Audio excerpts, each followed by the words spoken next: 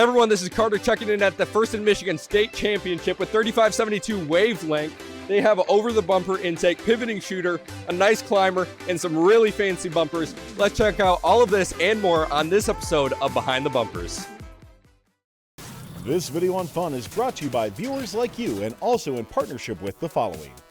Discover how Kettering University students engineer their success with Kettering's amazing co-op employment programs where students earn great pay and gain valuable experience. Those accepted into Kettering University can apply for a robotics scholarship, providing up to an additional $5,000 a year in tuition assistance. Head on over to kettering.edu/first to learn more and apply. Support Fun's content creators when you sign up for a membership on YouTube Join. You'll get access to special perks like emotes, loyalty badges, and Fun members will even get early access to our scheduled videos and more. 100% of this revenue will go back to our correspondents to help recognize their efforts. Click the join button in any YouTube video to pledge your support. All right, can you guys tell me a little bit about the strategy you guys decided at the beginning of the season and how that has changed potentially over the season? Sure, we really wanted to focus on autonomous and fast cycling. So we first wanted to build an over-the-bumper intake so that we could intake during auto. That was something that we really saw was important because it's a huge point difference. Then we really just focused on fast cycling times and making sure our shooter could work fast enough to keep up. And then we wanted to be able to climb at the end. We chose not to use a trap mechanism because we saw that shooting could be more beneficial and then just climbing as fast as we could at the end.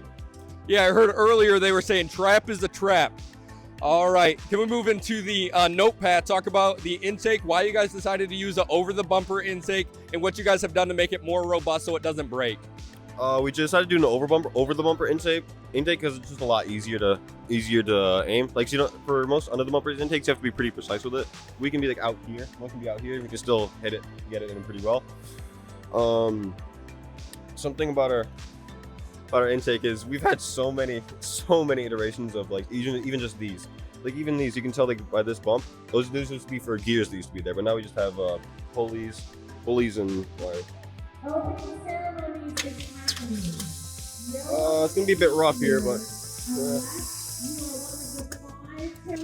goes through what we call the motivators. These here, it just pushes them up through onto these little guides, onto these guides here, up into the motivators and into our main watt.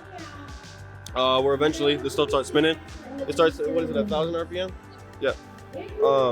Just to get ready so we don't have to wait for so long to get to the speaker or to the amp.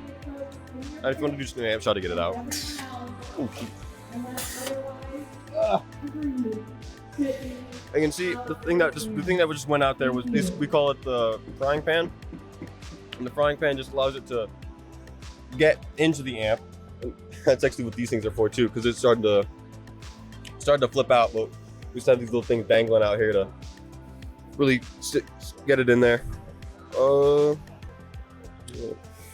What else? We have many different ways of shooting with these cameras.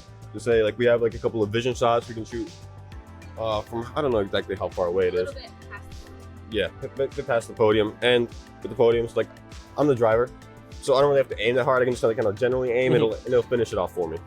Absolutely. So this frying pan that you were talking about, have you guys gone through different iterations of that? Was that an original plan for you guys? Not an original plan, just a happy accident, because during testing, we were really just trying anything to get the shot going in the amp, because we just had like this set up.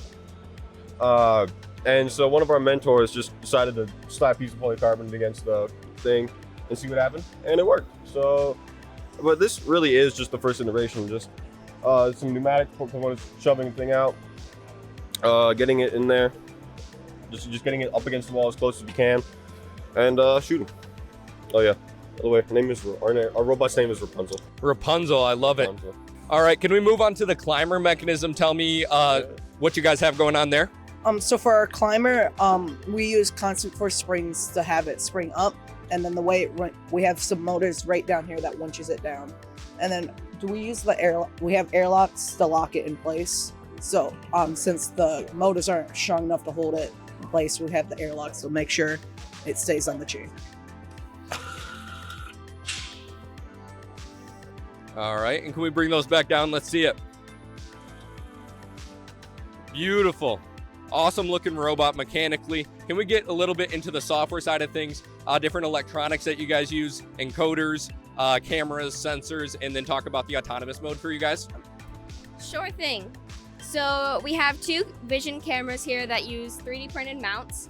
So we use that to sense the April tags on the speaker so that then we interpolate the distance between our robot and that, and then we use both for our launcher angles and for the angle of the robot to get consistent shooting.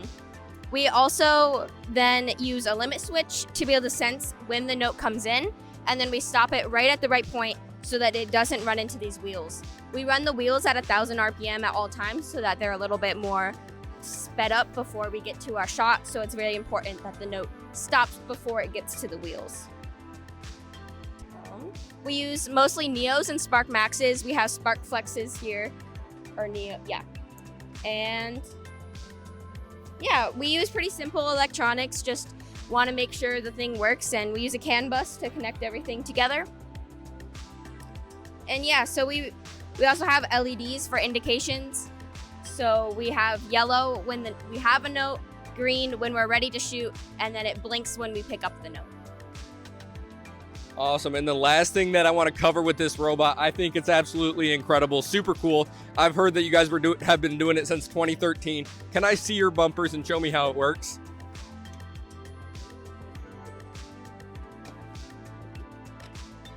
So you can do that right on the field, can't you? Yep.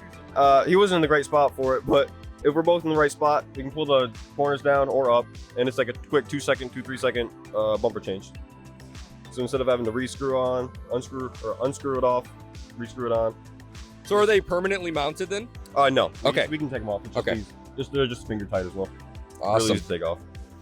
Awesome. Well, overall, beautiful robot, mechanically super well packaged, software-wise, super consistent, robust electrical system, awesome bumpers. Good luck this weekend, guys. Phenomenal robot. This is Carter with First Updates Now, signing off.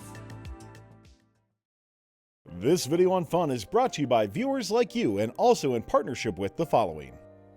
Discover how Kettering University students engineered their success with Kettering's amazing co-op employment programs where students earn great pay and gain valuable experience. Those accepted into Kettering University can apply for a robotics scholarship, providing up to an additional $5,000 a year in tuition assistance. Head on over to kettering.edu/first to learn more and apply.